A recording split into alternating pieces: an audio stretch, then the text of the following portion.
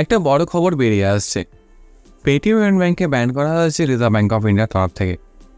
কেন Paytm payment ব্যাংকে ban করা হলো এবং পেটিএম পেমেন্ট ব্যাংকে পড়ে থাকা গ্রাহকদের টাকা কী হবে, সমস্ত বিষয়ে আজকের এই ভিডিওতে আলোচনা করব। রিসেন্টলি রিজার্ভ ব্যাঙ্ক অফ ইন্ডিয়ার তরফ থেকে একটা প্রেস রিলিজ করা হয়, যে প্রেস রিলিজে পেটিএম পেমেন্ট ব্যাংকের এগেন্স্টে কিছু অ্যাকশন নেওয়া হয়েছে তার ব্যাপারে বলা হয়। রিজার্ভ ব্যাঙ্ক অফ ইন্ডিয়ার অফিসিয়াল প্রেস রিলিজ আপনি আমার স্ক্রিনে দেখতে পাচ্ছেন। এই প্রেস রিলিজের 1 নম্বর পয়েন্টে বলা হয়, section 35A of the banking regulation act 1949 অনুসারে পেটিএম পেমেন্ট ব্যাংক আর নতুন কোনো কাস্টমার অনবোর্ডিং করতে পারবে না। কেন পেটিএম পেমেন্ট ব্যাংকের উপর এই অ্যাকশন নেওয়া হয়েছে তার ব্যাপারে এই প্রেস রিলিজের দ্বিতীয় পয়েন্টে বলা হয়েছে। পেটিএম পেমেন্ট ব্যাংকের উপর কিছু এক্সটার্নাল অডিট করানো হয়। সেই অডিটের রিপোর্টে রিজার্ভ ব্যাঙ্ক অফ ইন্ডিয়ার কিছু ফল্ট পাওয়ার কারণে এই অ্যাকশন নেওয়া হয়েছে।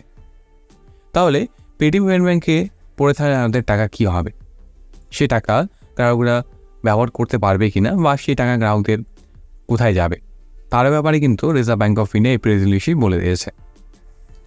এই প্রেস রিলিজের 1 নম্বর পয়েন্টে বলা হয়েছে, no further deposits or credit transaction or top up shall be allowed in any customer account, prepaid instruments, wallets, fastags, NCMC cards etc after February 29, 2024। এক কথায় 29 ফেব্রুয়ারি 2024 পর আপনারা আর কোনো ক্রেডিট জাতীয় ট্রানজাকশন করতে পারবেন না আপনাদের ব্যাঙ্ক অ্যাকাউন্টে, prepaid instrument, wallet, fastag, NCMC card ইত্যাদিতে। এছাড়া এখানে আরও একটা জিনিস উল্লেখ করা হয়েছে, other than any interest, cashbacks or refunds which may be credited any time. এক কথায় যদি আপনার 29 ফেব্রুয়ারি 2024 পর কোনো যদি ইন্টারেস্ট আসা থাকে, ক্যাশব্যাক আসা থাকে অথবা কোনো যদি রিফান্ড আসা থাকে, সেক্ষেত্রে কোনো সমস্যা হবে না। কোনো সমস্যা ছাড়াই আপনি কিন্তু আপনার অ্যাকাউন্টে ইন্টারেস্ট, ক্যাশব্যাক এবং রিফান্ড রিসিভ করতে পারবেন। এবার বিষয়টা হচ্ছে, যাদের অলরেডি পেটিএম পেমেন্ট ব্যাংকের অ্যাকাউন্টে টাকা পড়ে আছে অথবা ফাস্ট্যাগে টাকা আছে, তারা কী করবে তার ব্যাপারে কিন্তু এখানে 2 নম্বর পয়েন্টে বলা আছে। Withdraw or utilisation of balance by its customer from their account including savings accounts, current accounts, prepaid instruments, fastags, national common mobility cards etc are to be permitted without any restrictions up to their available balance. এক কথায় আপনাদের savings account, current account, fastag অথবা অন্য কোনো prepaid ইনস্টলমেন্টে যে ব্যালেন্সগুলো পড়ে আছে, সেই ব্যালেন্সগুলো আপনারা চাইলে তুলে নিতে পারেন অথবা সেই ব্যালেন্স থেকে আপনারা ব্যবহার করে নিতে পারেন। এক্ষেত্রে কোনো রেস্ট্রিকশন থাকছে না। এক কথায় এক্ষেত্রে কোনো আপনার সমস্যা হবে না। আপনাদের অ্যাকাউন্টে যে অ্যাভেলেবেল ব্যালেন্সগুলো আছে সেটাকে আপনারা চাইলে তুলে নিতে পারেন অথবা সেটাকে চাইলে আপনারা ব্যবহার করে শেষ করে দিতে পারেন। তো এক কথায় আপনাদের যে অ্যাভেলেবেল ব্যালেন্সটা পড়ে আছে সেটাকে আপনারা চাইলে উইথড্রল করে নিতে পারেন অথবা আপনারা যে সার্ভিসগুলো ব্যবহার করেছিলেন সেই সার্ভিসে আপনারা কিন্তু সেই টাকাটা খরচ করে দিতে পারেন। 3 নম্বর পয়েন্টে আরেকটি জিনিস উল্লেখ করা হয়েছে, নো আদার ব্যাঙ্কিং সার্ভিস। অন্য কোনো ব্যাঙ্কিং সার্ভিস আপনার প্রোভাইড করা হবে না 29 ফেব্রুয়ারি 2024 পর, আদার দেন দোজ রেফারিং টু। যে সমস্ত সার্ভিসগুলো 2 নম্বরে উল্লেখ করা হয়েছিল সেই সমস্ত সার্ভিস শুধুমাত্র আপনারা পাবেন। যেমনটা 2 নম্বরে উল্লেখ করা হয়েছিল যে আপনার যে অ্যাভেলেবেল ব্যালেন্সটা পড়ে থাকবে সেটাকে আপনারা ব্যবহার করতে পারবেন অথবা সেই টাকাটা আপনারা উইথড্রল করে নিতে পারবেন।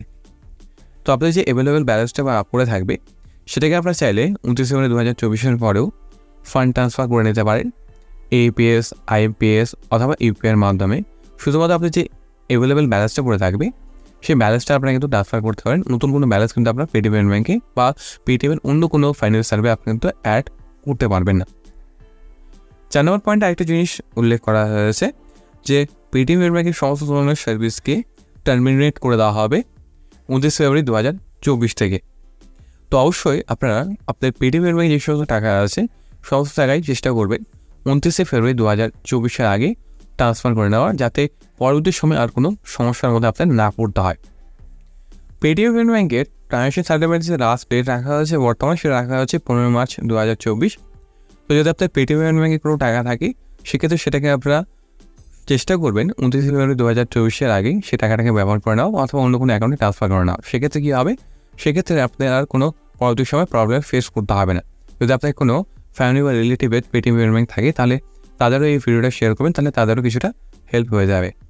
তো যদি আমি আপনাদের এই রিজার্ভ ব্যাঙ্ক অফ ইন্ডিয়া যে প্রেসলি তার যদি একটা সামারি বলি, তাহলে পেটিএম পেমেন্ট ব্যাঙ্কে রিজার্ভ ব্যাঙ্ক অফ ইন্ডিয়ার তরফ থেকে অফিসিয়ালি যে রেস্ট্রিকশন সেটা লাগিয়ে দেওয়া হয়েছে। পেটিএম পেমেন্ট ব্যাঙ্কে সমস্ত ধরনের যে ব্যাঙ্কিং সার্ভিস সেটা 29 ফেব্রুয়ারি 2024 তখন আর কাজ করবে না। যদি আপনার পেটিএম পেমেন্ট ব্যাংকের কোনো ব্যালেন্স পড়ে থাকে বা যদি আপনার কোনো ফাস্ট্যাগে ব্যালেন্স পড়ে থাকে, সেটাকে আপনারা তুলে নিতে পারবেন অথবা সেটাকে আপনারা ব্যবহার করে নিতে পারবেন 29 ফেব্রুয়ারি 2024 পরেও। আর যদি আপনার 29 ফেব্রুয়ারি 2024 পর কোনো ইন্টারেস্ট, ক্যাশব্যাক, রিফান্ড আসার থাকে, সেক্ষেত্রে কোনো প্রবলেম, সেটা আপনাদের অ্যাকাউন্টে ক্রেডিট হবে, সেক্ষেত্রেও কোনো আপনার সমস্যা দেখাবে না।